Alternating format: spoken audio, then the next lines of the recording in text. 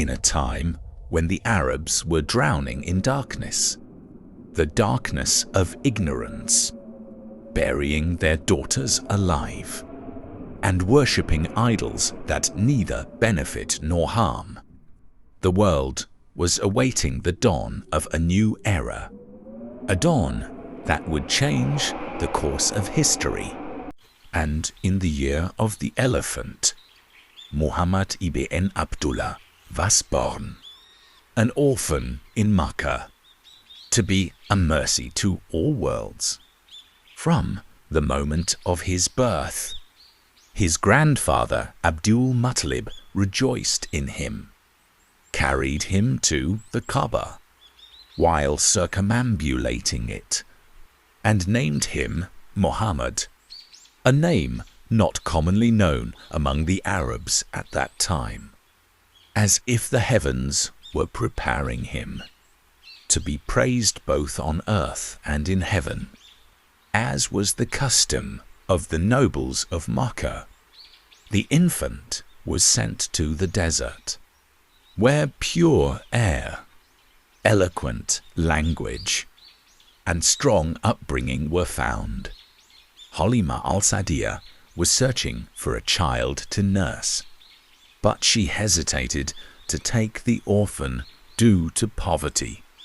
Yet, the moment she placed him in her arms, blessings overflowed in her life, and her previously slow donkey suddenly outpaced everyone. Muhammad spent for years among Bursard, and during this time occurred the magnificent event that signaled Allah's choice of him, the splitting of the chest. Angel Jibreel descended, opened his blessed heart, washed it in a golden basin with Zamzam water, and removed the share of Satan, so that Allah would purify him. For a mission too heavy for mountains to bear, Muhammad grew orphan after the death of his mother Amina, and then his grandfather. So his uncle Abu Talib took care of him with great love and protection. He began his life as a shepherd for the people of Makkah, and he later said, "There is no prophet except that he shepherded sheep. Shepherding taught him patience, mercy, calmness, and contemplation of Allah's creation in the silence of the desert." One night, he intended to attend a gathering of entertainment, but as he approached, Allah caused him to fall asleep, and he only woke up with the heat of the sun. He was being shaped under divine care, far from the impurity of ignorance. At the age of 12, he embarked on his first trading journey to the Levant with his uncle. There, the monk Bahira noticed something extraordinary, a cloud shading him wherever he went, and trees bending to provide him shade. The monk said with certainty, "Take him back, for he will have a great future." As he grew older, he became known as Al-Sadiq al-Amin, the truthful, the trustworthy. Even when Quraysh disputed over placing the black stone and nearly fought, they accepted him as the judge. He placed the stone on his cloak and had all tribes lifted together, ending conflict with wisdom and peace. Lady Qadisa bint Khuwaylid heard of his honesty and integrity. She offered him to manage her trade caravan. He traveled with her servant Maysara, who witnessed blessings and extraordinary events. When he returned, everything had changed. He was no longer just a merchant, but a man of unmatched character. At the age of 40, he used to retreat to the cave of Hira, nights upon nights, in silent reflection and search for truth. Then came the night of destiny. Revelation descended. This all single word, Ikra, read. He returned trembling, saying, cover me, I fear for myself. Khadijah comforted him and took him to Waraka ibn Nawfal, who said with certainty, this is the same angel who came to Moses.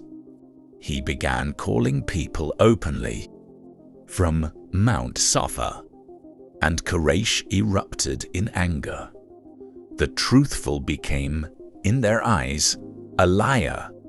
The trustworthy came, in their eyes, a magician.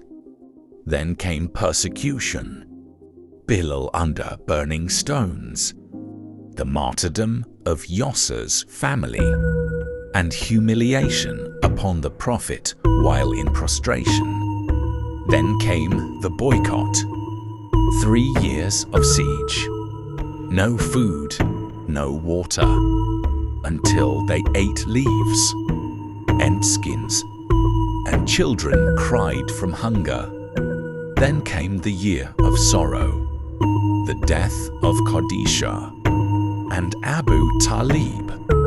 Makkah became tight for him, so he went to Taif, walking alone, hoping for support. But they rejected him and stoned him until blood ran from his blessed feet.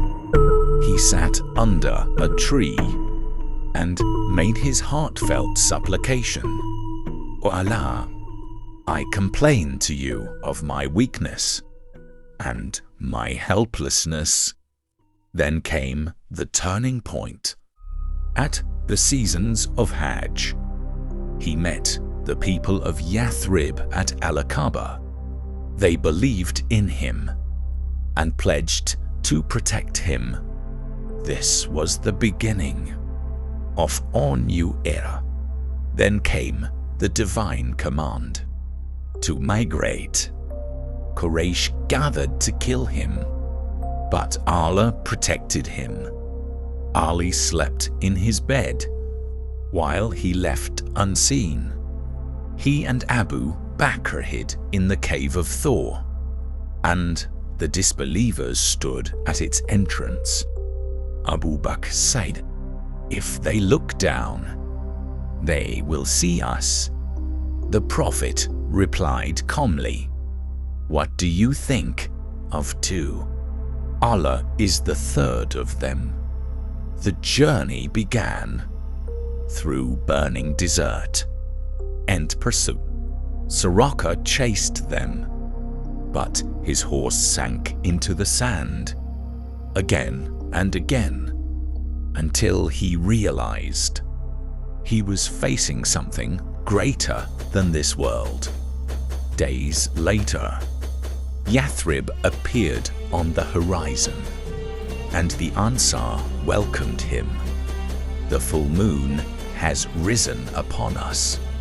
There, in Medina, a new state was born, based on justice, mercy, and faith, and history was changed forever.